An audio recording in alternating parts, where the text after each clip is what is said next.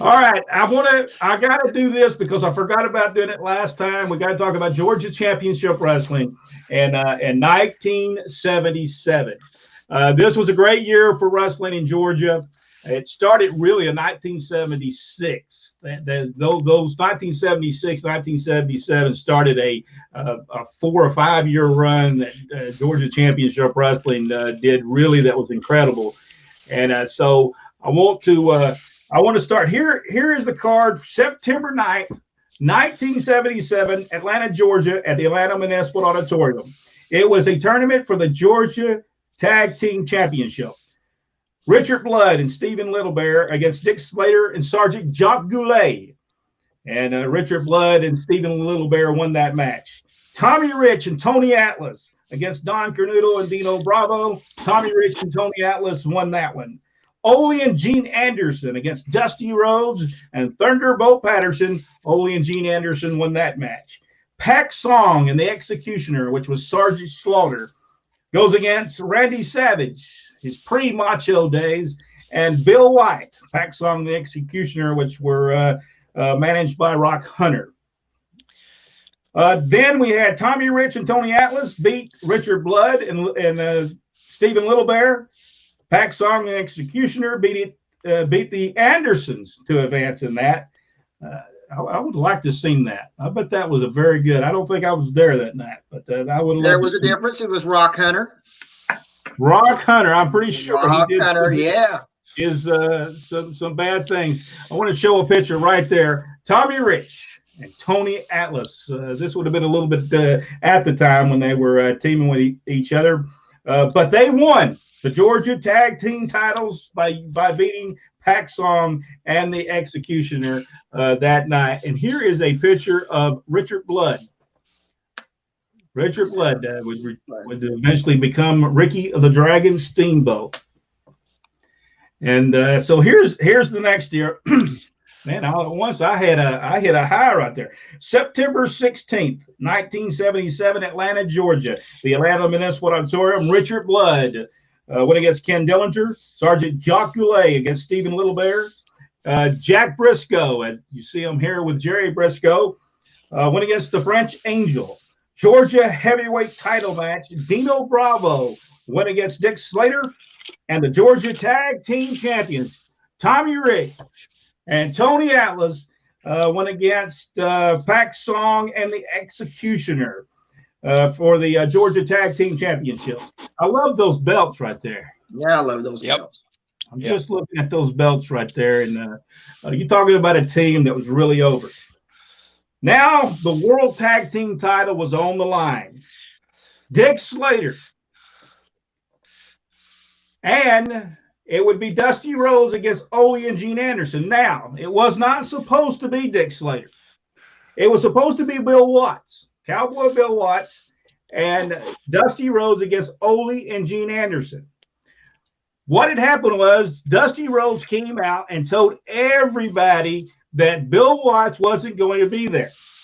Now, remember, Dick Slater was a very, hated person during this time. Probably one of the most hated wrestlers in Georgia wrestling history. Would you agree, Rodney? Yeah, definitely. Especially at that time. So here's the scenario. Dusty Rhodes gets on the mic and tells him, he says, Bill Watts not going to be there, so he's needing a partner. So he tells him, oh, I need a partner. So here comes Richard Blood, here comes Tommy Rich, here comes Tony Atlas. They all come out and they get in the ring. And he says, I need somebody that'll fight him. And he tells Tommy Rich and Tony Atlas, he says, listen, y'all just had a tremendous match. There's no way we're going against Ole and Gene Anderson. There's no way I can have you as a partner. He looks down the aisleway and he sees somebody standing in the aisle. And it's Dick Slater. And he says, I'll pick you, Dick Slater. So he goes, Dick Slater gets in there. You know, if anybody knows Dick Slater, he starts out real slow. He finally gets into his corner. He stands the match is going. And Ole and Gene, by this time, they're feeling good. They got Dick Slater on the other side. They beat Dusty Rhodes down. He bleeds. He finally gets over there, gets that big tag to Slater. He just stands there for a moment, just looks, gets in the ring and starts kicking Ole Anderson and Gene Anderson's tail all over that place. They win the World Tag Team titles, but because Dick Slater wasn't the guy that was on the thing, wasn't on the contract, they went on television, took the titles away, and then, so they have a return back. Now, this is the reason they did all this. People will look.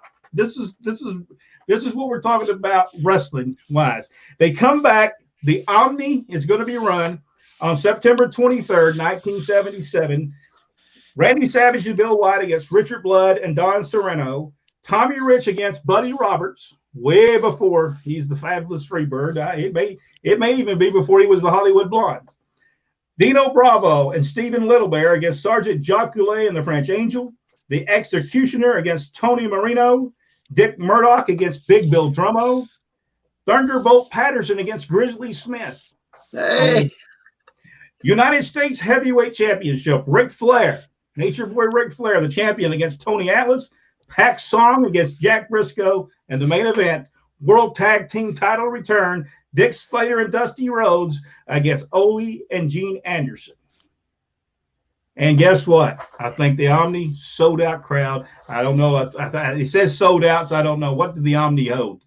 17,680, something like that. 17,000 people paid to see Dusty Rhodes and Dick Slater team up once again to go against Ole. And it was a shock because right in the middle of this, see, Slater and Two was getting into it hot and heavy over the Georgia Championship. It was doing the I'm the Turkey Mask and all the other towns, and so yeah, it was right. So it was a surprise. It wasn't just one of those telegraph things. No, it was a surprise. Yeah, you didn't see it coming. It wasn't something that everybody saw coming. Before we leave, let's make sure we get everybody in here. Steve Burton, was Tommy Rich as popular as he was in Georgia? Was Tommy Rich? And I guess he's talking about in the Continental. No. Well, you know, any other place that Tommy went to, he was over, but I think Georgia was the apex for him. Right. I mean, he was, you know, I never saw people. I mean, it was like electricity going through the air when Tommy would walk out with no music and the place would explode. Yeah, I don't think you even could have had music. I don't think you could have heard it for all the people screaming and carrying on. I think you're right. Tommy Rich was really, and I don't think he ever got as over as he was in Georgia. Now, when he went to Ohio, you talk about somebody over. He was over in Ohio, West Virginia. I mean, they had to get extra police to get him in and out of places. That's how he was. He was amazing. He was simply amazing. Was Pat and Two before Mid-South. You know, I will look at that, and next Monday I'll see if exactly when that was, if it was before or after it. After that, I'm thinking it was. It was. I'll swing by the old folks' home and ask for Pat. Pat, I did not say that. Okay, I did not. Even though you won't come on and do our show, I still love you. So Gregory Pill, Roger, you can to Randy. No. Randy he was a great guy, and with the videos and stuff. He really created those music videos in Memphis, and he was very important with getting a lot of the wrestlers over by using that tool.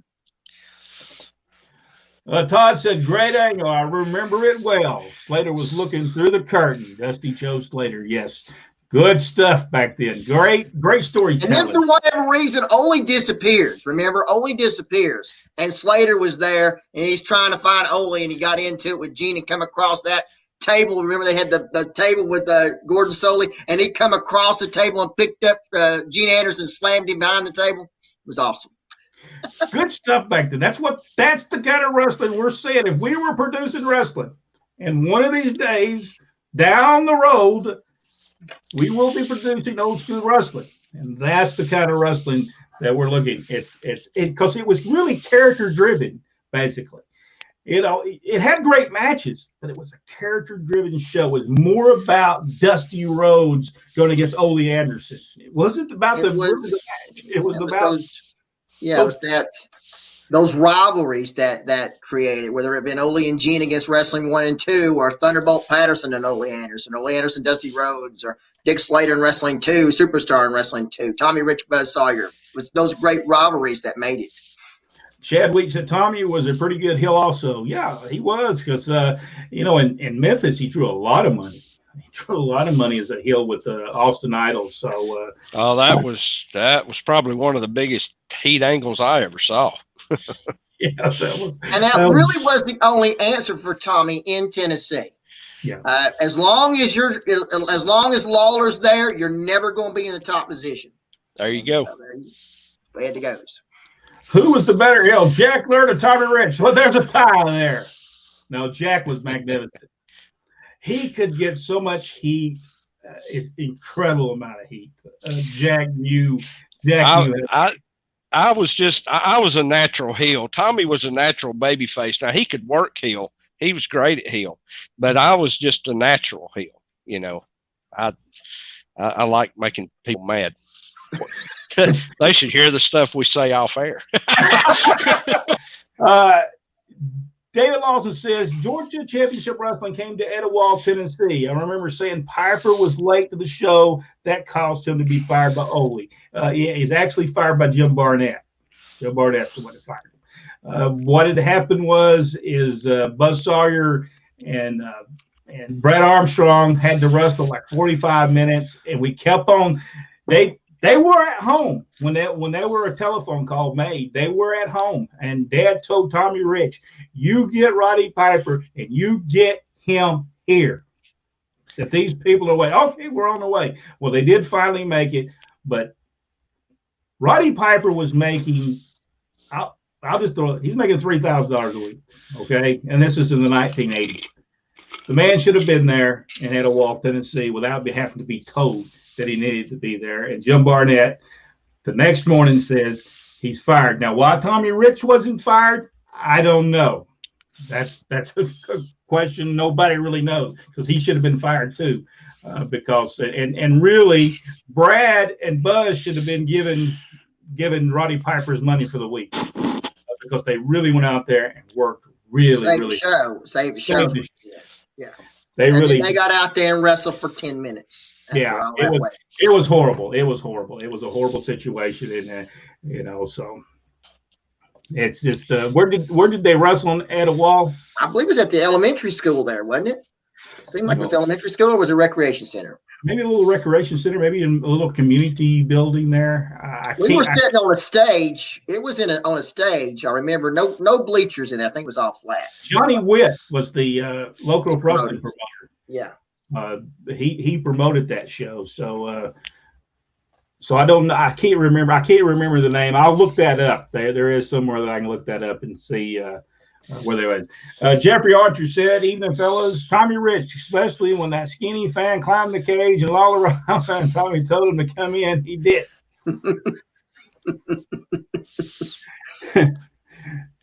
What was the travel like in Continental? That was a fairly easy territory. Yeah.